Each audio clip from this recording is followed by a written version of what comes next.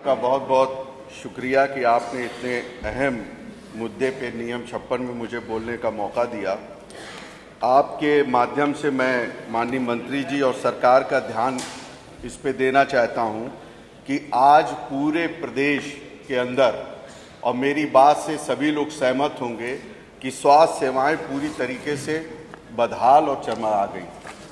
जो भी हमारे डिस्ट्रिक्ट के हॉस्पिटल्स हैं, चाहे हमारे गवर्नमेंट के मेडिकल कॉलेज हैं, चाहे हमारी सीएससी पीएससीज हैं, वहाँ जो मेडिकल अथॉरिटी का जो मानक है उस मानक के अनुरूप ना वहाँ पे डॉक्टर हैं, ना वहाँ पे फैसिलिटीज़ है, ना इक्विपमेंट है और ना ही नर्सिंग स्टाफ है।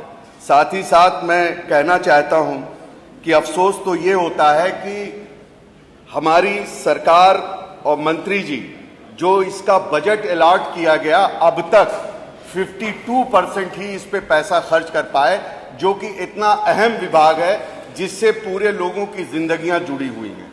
आज हालात ये हैं माननीय अध्यक्ष जी कि गरीब और सामान्य परिवार के लोग अगर हॉस्पिटल में चले जा रहे हैं तो प्राइवेट हॉस्पिटल में उनको अपने घर और जायदाद को बेचने की नौबत आ जा रही है।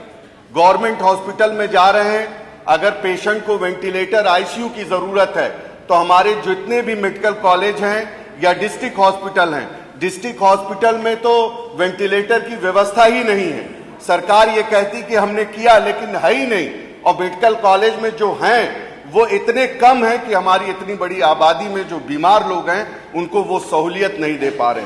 साथ ही साथ आपने ये भी कहा था कि इसी सदन में कहा था कि 1 डिस्ट्रिक्ट 1 मेडिकल कॉलेज, लेकिन इसके आप देख लें तो आज भी हमारे कई ऐसे जनपद हैं जहां पे मेडिकल कॉलेज आप खोल नहीं पाए। और अगर पीपीई मॉड्यूल पे आपने दिया है तो उनके अंदर जो सरचार्ज है, डॉक्टर जो वहां पर पैसे वसूल रहे हैं गरीब लोगों से, उस पे आपका कोई अंकुश नहीं है। साथ ही साथ मैं कहना चाहता हूं कि एक अभी हाल ही में मैं अपने यहां सीएससी परशुरामपुर विधानसभा गोपालपुर में गया था। आपने जो लिस्ट दे रखी है सारे सामान की, वहां पर इतनी लंबी लिस्ट है सर, लेकिन जब मैंने माननीय अध्यक्ष जी वहां जाकर देखा तो अफसोस इस बात की है कि डॉक्टर की जो कमी है ही है, नर्सिंग स्टाफ की कमी है, लेकिन जो स्वच्छ भारत मिशन हमारा चल रहा है उस पे भी पलीता लगाया जा रहा। वहां एक भी सफाई कर्मी नहीं है जो हॉस्पिटल की सफाई कर सके। वहां जो एक्सरे मशीन है वो टूटी पड़ी हुई है, टेक्नीशियन है। महाराजगंज में गया तो एक्सरे मशीन नहीं है, टेक्नीशियन वहां पर मौजूद है। इस तरीके की व्यवस्थाएं। साथ ही साथ अध्यक्ष जी मैं कहना चाहता हूं आपके माध्यम से कि रेबीज के इंजेक्शन, एक इंजेक्शन जो सस्ता वाला है वो तो आप उपलब्ध करा दे रहे हैं, लेकिन गवर्नमेंट हॉस्पिटल में जो रेबीज के सीरम इंजेक्शन है जिसकी कीमत 4 से 5 हजार है, वो इंजेक्शन पिछले 1 साल से अवेलेबल नहीं है। अगर आता है तो 3 या 4 इंजेक्शन आते हैं इतनी बड़ी आबादी में। और ये सिर्फ आजमगढ़ की बात मैं नहीं कर रहा हूं, अगर जांच कर ली जाए तो ये पूरे प्रदेश का हाल है।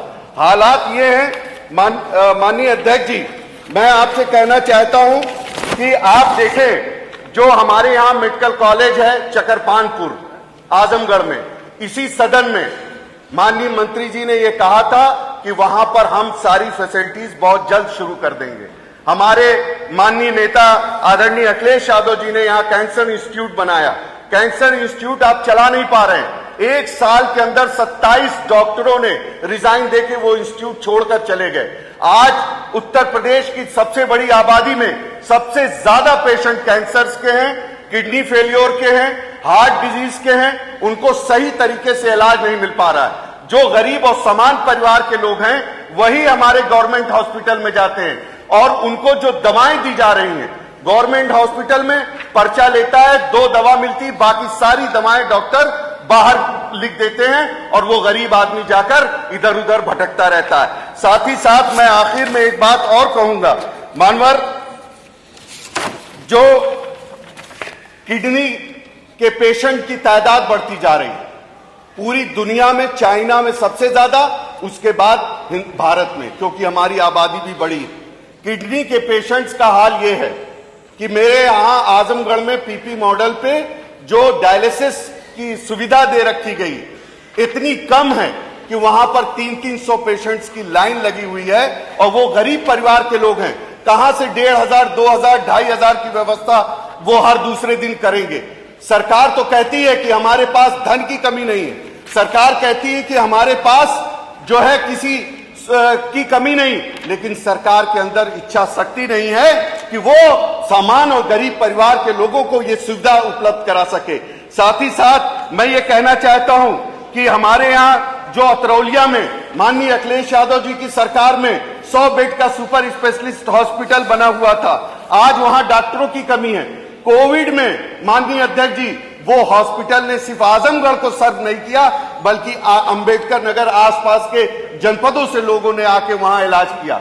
इसी तरीके से हमने कहा था कि हमारी जो विधानसभा है, नगर पालिका बन गई है, वहां पर जरूरत है, बाढ़ क्षेत्र इलाका है, 100 बेड का एक सुपर स्पेशलिस्ट हॉस्पिटल बना दिया जाए।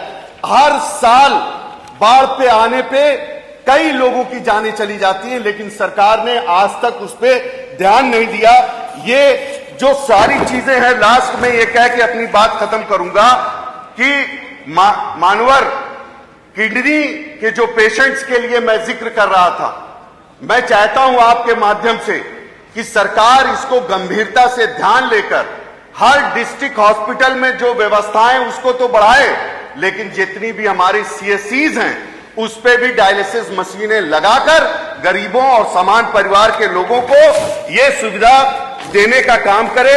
मैं आपका बहुत बहुत शुक्रिया अदा करता हूं और मैं चाहता हूं कि ये इस पे जो है कार्रवाई को स्थगित करके इस अहम मुद्दे पे चर्चा करा ली जाए। बहुत बहुत धन्यवाद।